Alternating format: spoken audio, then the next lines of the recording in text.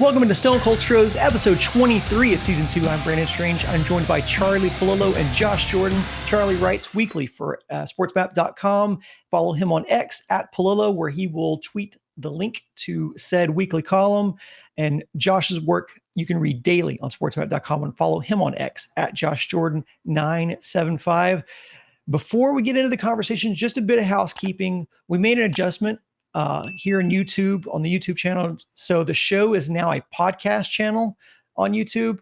We've seen your feedback about how the show gets cut up into multiple videos. So if you want to come back and see any of our conversations, it's now easier. Click on the podcast tab on our channel here on YouTube, and all the videos are there. Newest available first at the top. And regardless of whether it's a premiere or a live episode, they are all there. So we appreciate your patience. Hope that helps alleviate some of the inconvenience when consuming these videos. So guys, Astros go into the All-Star break 4 games above 500 and only 1 game back of the free-falling Mariners. But the loss in the final series at home is against their in-state rival and their in-division rival, not to mention the reigning World Series champions, Texas Rangers.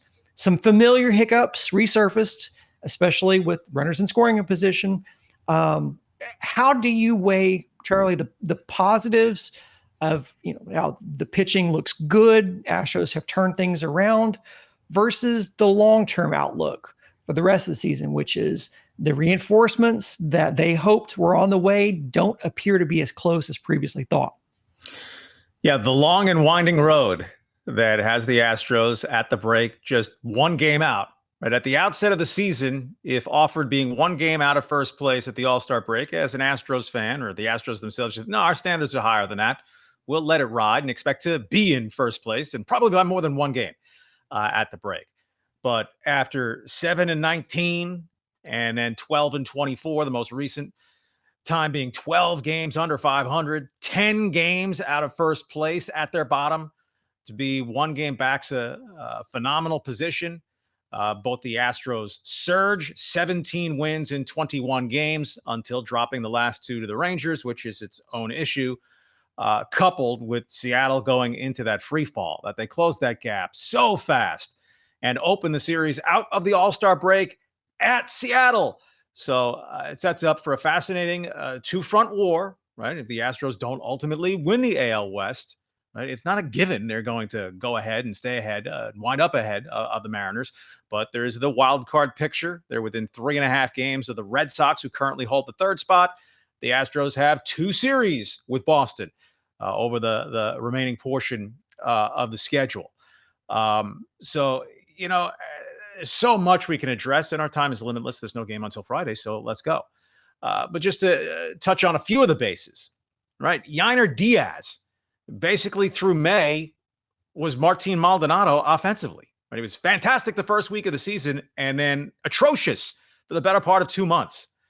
Kyle Tucker, far and away their best player until fouling a ball after off his shin, which seemed relatively innocuous.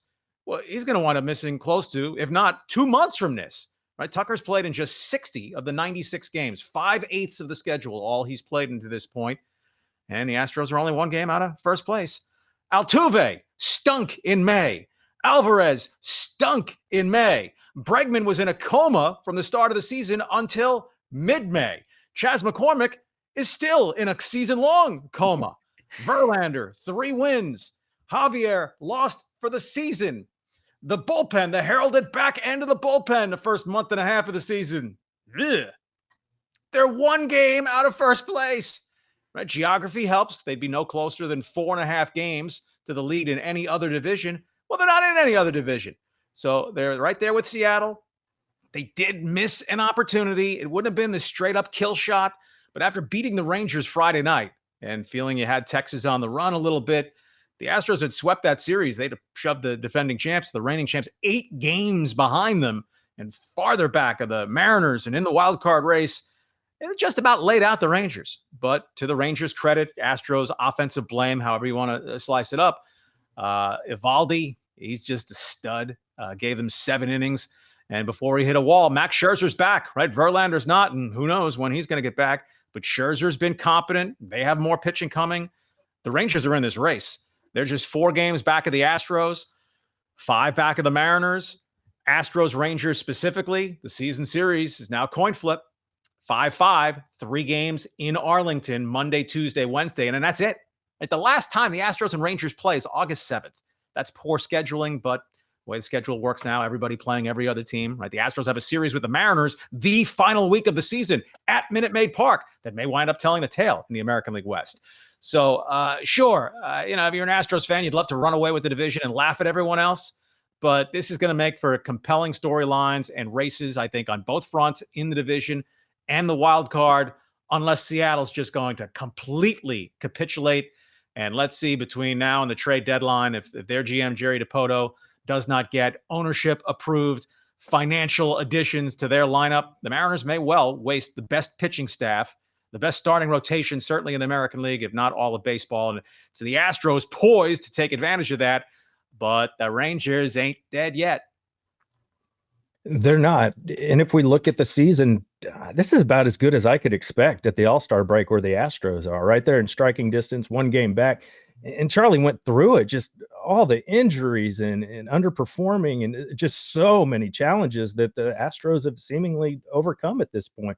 They got a great shot to win this thing. And, Espada, I mean, think about the conversation about Joe Espada at the beginning of the season and Dana Brown and what are they doing? And, all the Abreu stuff seems like it's so long ago. You almost forget about it. Singleton's starting to show you he can do enough against right-handed pitching. DeBond's done some things. I'd like to credit, it's somebody that doesn't get a lot, and it's Jeremy Pena. If I told you at the break he had a higher on-base percentage than Alex Bregman, I mean, would you have believed that with how much Bregman walks? So though Pena, he hasn't returned to form like he did in that postseason to where he's a huge power hitter and he's an MVP and all that kind of stuff. He has been solid. He's played good defense. He's actually hitting 274. You'll take that. The power's not quite where you would like at 7 home runs, but at least he's getting on base a lot more than he was before. Big credit to him. So I see positive things here. Yainer Diaz, Charlie mentioned, and Jake Myers, let's give him some props. 10 home runs here at the All-Star break. We didn't think we'd see this from Jake Myers, playing a great defense. So I think once Kyle Tucker gets back, they're going to be in great position to move forward. And who knows with Chaz, he hasn't played that well, but Loperfido's come in and been serviceable for a rookie. I don't know if you could ask for much more from Loperfido. So I've been impressed with what they've done here over the last few weeks. They're in prime position. To me, it's just about pitching. It's the Ronel Blanco coming up on all these innings. Spencer Arrighetti, what can you count on from him? They have to get another starter. With Luis Garcia and McCullers now having these setbacks, you can't count on that being much of anything going forward. So not like the farm system's going to give you somebody you super trust to come up and make big starts, possibly, even late into September, maybe even in the playoffs. So they got to get that fixed. They got to get another arm. I know Verlander could be back soon. I just don't think that's going to be enough. So that's what I'll be watching for. They got to get some more pitching. And then if I'm going to have to go to negative land for one thing, I don't know if you're going to trust a lead to be safe with Josh Hader in the postseason. I know he's had some okay performances here or there, but in big situation, he's given up a lot of home runs, and it's on the fastball. Man, it'd be nice if he had a third pitch to really, keep guys off balance. So that's something I'll be watching. It's going to be hard to trust Hader in the postseason, assuming the Astros get there. Well, with Hader, it's about the command. He's had walk issues in his career, and you can be wild in the strike zone, which speaks to the home run issues he's had in his career. He's only missed out on one save opportunity, but he's pitched in multiple tie games where he's given up go-ahead runs. He's just been another closer this year. He has not been awesome. He's not a top 5 closer in the game this season. Maybe he has a huge second half. He has been used differently, hopefully. I mean, the wear and tear should not be a major factor. It's been a talking point at times. Abreu, Presley, Hader, none of them are on pace to throw anywhere near 90 innings. So you talked about Espada. Everyone who was willing to yank on the ripcord, a month and a half ago, has Espada gotten a lot smarter? I don't think so. Has he eased into the job some? Sure, as a first-time manager, but it's a player's game.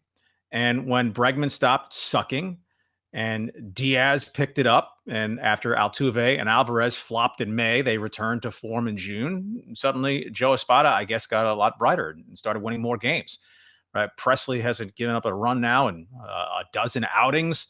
Abreu plays with fire too often, but overall, he's been good. Hader's been average as the closer. And sometimes, it's how do you tilt the prism that can shape your viewpoint along with what you want to happen, hope to happen. So how you're going to see things can be differently from how someone in Seattle might see things. The Astros at the All-Star break lead all of Major League Baseball in batting average, right? After they could not buy timely hits early in the season, now they're in the top 10 in hitting with runners in scoring position. They're no longer bottom of the barrel runners in scoring position with 2 out, where you either come through or inning over. Relapse Saturday and Sunday, 2 for 9 runners in scoring position, 0 for 9 Sunday runners in scoring position. But those hiccups are going to happen. But the Astros lead Major League Baseball in hitting. The Seattle Mariners are dead worst. The Astros hitting 262 as a team, Mariners 219. So if you're a Mariner fan grasping for a lifeline, saying, hey, the Astros are the best hitting team in baseball, we're the worst hitting team in baseball, and we're still a game ahead of them. So what if we add bats? What if our couple of guys stop blowing chunks and are Julio Rodriguez atop their list? But if other guys go from horrible to merely bad, right? Seattle's lineup can pick up that way, along with, I have to believe they're going to add what they hope to be impact bat. Well, the Astros are going to add an impact bat. We're pretty sure at some point Kyle Tucker is going to return, and there's the Astros' substantial offensive acquisition. Yeah, well, and on the Espada thing, I'm wondering if there's going to be a follow-up article from Bob Nightingale. Are they still missing Dusty Baker's steady hand steering the ship? And obviously I'm picking fun there, but just as quiet are the Maldi truthers, and that's been nice as well. As it goes to the season, I feel like the Astros season thus far has been like a trip to one of your favorite restaurants. When the salad came out, it was a little dry. Maybe there were some fingerprints on the water glass, but the entree came out and it was delicious. So you're like, okay, this is looking up. But as you're finishing your entree, there's a little tiny hair on the plate that you notice. So you're a little grossed out. So now we're just waiting on the dessert to see if the place can either redeem itself or whether we need to talk to the manager. Speaking of the manager, you guys have brought up Joe Espada and kind of the juggling act he's had to do this season as he's tried to figure out, who the hot hand is and managing around Jose Abreu. He's got another seemingly big decision on his hands, and that's how does he play Chas McCormick in the second half? Because, we've talked about it here. Chas and Chas had, to his credit, a couple of brilliant defensive plays over the weekend at the expense of Adolis Garcia. But he's had 3 hits over his last 25 at-bats in the month and only 5 hits over his last 34 going back to the Rockies series. So is he the odd man out when Tucker returns? Almost clearly has to be, because he hasn't hit left-handed pitching either, right, for his career. I think we touched upon this last week. Right? McCormick has been a destroyer of left-handed pitching. Last season, he became decent against right-handed pitching, but for his career, he's been very batter's box bipolar. Great versus lefties, woeful versus righties. This season, he's been woeful across the board, and he was very bad at the start of the season. Then he had the leg injury, so all right, give him a little time coming back and maybe to find his rhythm. It has not happened. He's a 570s OPS guy. The AAA All-Star break coincides with the Major League All-Star break. Otherwise, I would say give Pedro Leon a shot. Send McCormick to Sugarland. Give him a week, 10 days of every day at bats and see if he can find his stride, his timing, whatever is going on. But he's been a lost sheep in the batter's box. Right? Bad hitters are going to get hits once in a while, just as good hitters are going to have bad at-bats in games and stretches. So that, McCormick had the 1-2 run game or grounds an RBI single the other way here. Body of work. He's been a lousy offensive player. And he's a good defensive corner outfielder, but not so good that you're thinking, well, you have to keep him in the lineup, as opposed to Jake Myers is going to remain the primary center fielder because of his defensive work. But with Loperfido as part of a platoon, you're going to spot Dubon out there, though Dubon really hasn't hit very much the last month plus himself. Leon continues to put up numbers at AAA. I'm not saying he'd come up here and thrive, but he could not come up here and be worse than what Chas has to this point. I just don't think they'd make that change to bring up Leon. Huge series at Seattle. If nothing else, learn from the history of, hey, let's bring Jose Abreu back just in time for a series at Seattle. But if you were to make that move, you'd be sitting McCormick where you're not taking down someone who's been contributing, frankly. But maybe that's one. If Chas doesn't show something soon out of the All-Star break, his roster spot has to be in question. Yeah, speaking of the Mariners series, we know about all their right-handed starting pitching. So I'd rather have Loperfido out there in the outfield than Chas right now. It just makes more sense. He's playing better. The matchup's better. I think with Chas, I hate to bring this up, it's kind of like the Jose Abreu thing where it's not just the numbers, it's the eye test. How many times do you see him get down in an 0-2 count or just see 3 pitches in an at-bat? It's ugly too. So that has to catch Joe Espada's attention because you watch it and just like, woof. I mean, that didn't even look competitive. So Chas has got to get that figured out, whether it's going to the minors or just waiting for an opportunity to be kind of a backup here in this outfield. But I'm with Charlie. I don't really see a place for Chas once Kyle Tucker comes back. Jake Meyer's going to be in center, and left field is Jordan can play out there too. They're going to have other options. Who knows how much Trey Cabbage or maybe they send him down if he'll stick up here when Kyle Tucker returns. I don't know, but Chas is a big concern, man. He was a guy that I was truly counting on this year to where he would either be the DH or he'd be in the outfield for you and be a positive plus player. It just hasn't happened.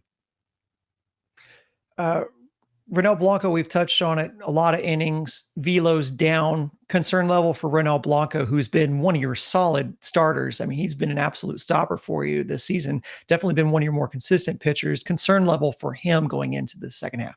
Yeah, there has to be a concern level. I don't think a panic. I don't think there should be a sense of inevitability that he's going to fade because Hunter Brown was basically terrible from May on last season. So I don't know how much of his getting worse as the year went along is that it just fell off the track and could never get back on there in conjunction with the innings workload.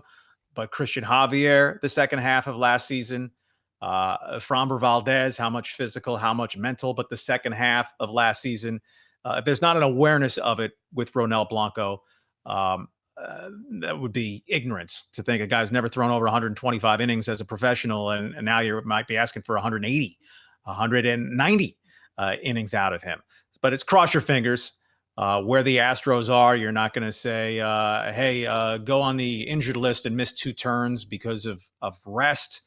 But I do think you want to have him throw on 5 days rest where you can. And the Astros have some stretches where you'll get off days mixed in. But they also have 2 separate stretches between now and the end of the season where they play 18 days in a row, and then they play 16 days in a row, where you're going to need at least 5 men in your rotation, maybe 6. You don't want Arrighetti and Bloss to be 2 guys in a 5-man rotation in the race. So Verlander returning, if he can just be an all right 5-inning starter, that would be such a boost. And then you're hoping Blanco holds up, Hunter Brown holds up, Framber Valdez holds up, and then you're gonna mash your way to the finish line in conjunction with good enough starting pitching. Yeah, it's a concern that the velo's down, and Chandler Ohm talked about it. He's not getting the same whiffs on that fastball recently, but the slider and changeup are still so good that he's not getting smacked around. So and the other thing with Blanco is he's one of your best pitchers. You're not just looking at needing him for the stretch run. You're looking at him being one of your starters in the postseason should you make it. So you got to do whatever you can to make sure he's ready to go. But at the same time, you have to balance that with you got to get in first. Yeah, you need wins. You've got to get wins, and the bullpen has been taxed at times, and so we've had to see. Joe Espada has done his best to juggle that. We saw over the weekend he waited till the very last moment to put Rafael Montero out there, and then Rafael Montero did Rafael Montero things in his inning. So I feel for them, but I do wonder, if there's an innings cap coming up for him, if they baby him, kind of bringing him along a little slower into the second half. Just not sure what the options there are, because you need to win games. It's not just about protecting his innings; it's about winning games. And one thing that might be helpful from a Blanco standpoint is that he's not some young phenom that you're worried about protecting Paul Skeens' arm for your future. He's 30, so that he's never thrown more than 125 innings in a season as a professional. On the one hand, that's concerning given what you might be trying to squeeze out of him this year. On the other, he doesn't have a career-long workload of wear and tear. So I guess it'll be an interesting and rather important case study for the Astros. But I don't feel like the arm is a ticking time bomb, that he's an injury waiting to happen. But the velocity stuff, that maybe the All-Star break gives him a second win. Maybe you delay his first start, as important as the Seattle series is. Maybe you don't throw him until the third game in Seattle, as opposed to coming out of the chute with him Friday night, since he started over the weekend against the Rangers. Verlander's return, to some extent, I think, is critical. Right? Luis Garcia, a setback that he hadn't looked real good in his minimal rehab innings, doesn't concern me, but that they decided to back off even briefly with Garcia, counting on him would be a fool's errand. And obviously, at this point with Lance McCullers, it's over. It's over with Lance McCullers until or unless we see otherwise on a major league mound in a game that counts. That's it for part one of this episode of Stone Cold Stros. Before we go, the Sports Map family and the city of Houston lost one of its most iconic voices suddenly over the weekend. We lost our beloved friend and colleague, Ken Hoffman. He's been an incredible mentor and personal friend to me over a decade plus that I've known him. But that story is not at all unique. There's no shortage of people with similar anecdotes out there. Josh, I know you wanted to say something about Ken, and between the three of us, Charlie, you knew him the best. So Josh, we defer to you first, and then Charlie, you can give us some parting thoughts on our friend, longtime Houston Post, Chronicle, Culture Map, and Sports Map columnist, Ken Hoffman. Yeah, outside of just being a great dude, I mean, Ken, he's just an awesome person, so fun to be around. He was also a great sports columnist. And there's been a lot of nice things said about Ken, for obvious reasons over the last few days.